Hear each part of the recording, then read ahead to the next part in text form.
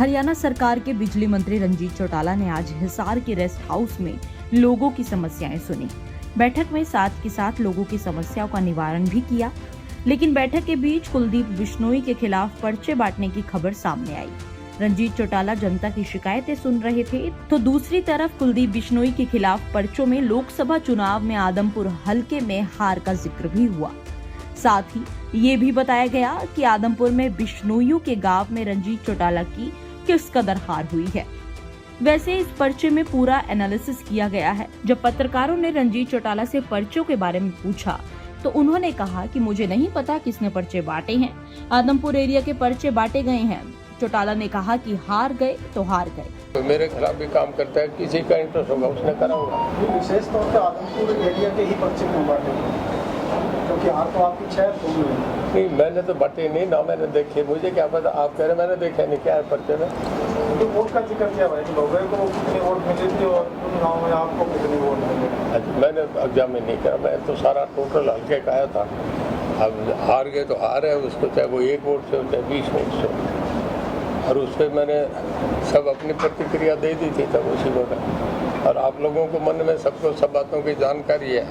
आप हम कैंडिडेटों से ज़्यादा समझदार लोग हैं, आपको तो सब बातों की वाकियत है आपको।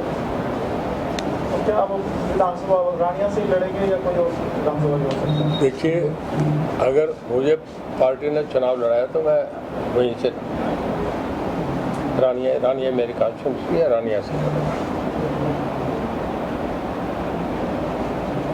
और फिर अगर पार्टी कहीं कह दे और कहीं से लड़े तो भाई और कहीं से भी लड़ सकता हूँ।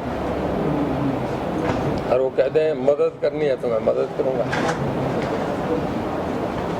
इस पर भी सवाल उठा था कि आप जैसे कह रहे हो रानिया से चुनाव लड़ेंगे, कुछ बीजेपी नेताओं ने कहा कि पार्टी तय करती है किसको कहाँ से लड़ा। कौन से कौन बीजेपी का नेता, उसका लेवल क्या जरा बताएंगे? कौन सा नेता का नाम बताओ ना। कई बीजेपी के नेताओं ने पूछा उसका लेवल तो बताओ ना मुझे, कौन है, ये कौन है? ये तो प्रेसिडेंट का काम होता है। मैं मिनिस्टर हूँ सरकार में। अगर मुझे कोई आदमी मेरी बात का रिप्लाई करे तो कोई मिनिस्टर लेवल का हो या वो प्रेसिडेंट हो या कोई ओहदेदार आदमी हो। अब ये जो चलती फिरती डाक है इसका, ये तो चलती फिरती सवारियाँ, इनकी बातों का मैं क्या रिप्लाई करूँ? मुझे आप नाम बताओ ना, लेवल क्या उस आदमी का। प्रेसिडेंट का काम होता है कि ये देंगे नहीं देंगे। जैसे मैंने कहा कि मुझे राज्यसभा का टिकट मैंने नहीं मांगा, पर पार्टी तय करेगी। मैंने इच्छा भी नहीं जाहिर करी, ईमानदारी से करो, मैंने इच्छा जाहिर नहीं करी। अब ये मैं तो ये कहता हूँ, ये कोई कहता है तो मैं समझता हूँ कि वो आदमी ना समझ जाए, क्या मंदबुद्धि का आदमी को जो इस तरीके की बात करता है। अभी सांसद जयप्रकाश ने पुराना में एक बयान दिया कि जब आप शहर में आ गए हैं तो आपने यहाँ बिजली के छापे मरवाने शुरू कर दिए हैं, तो अगर आपने बंद नहीं किए तो रानिया की जनता भी इसी तरह से आएगी जिस तरह से साथ में। देखिए, जयप्रकाश अब बोलने लगे, पहले तो कभी बोला ही नहीं, 5 साल 10 साल भी नहीं बोला। अब छापे उसके बाद तो कहीं लगे नहीं, जब था सीजन उस वक्त लगे थे। अब तो मेरे ख्याल में पिछले आप कंपेरिजन स्टेटमेंट निकालो ना, पिछले 4-5 महीने में कोई छापा कहीं नहीं लगा।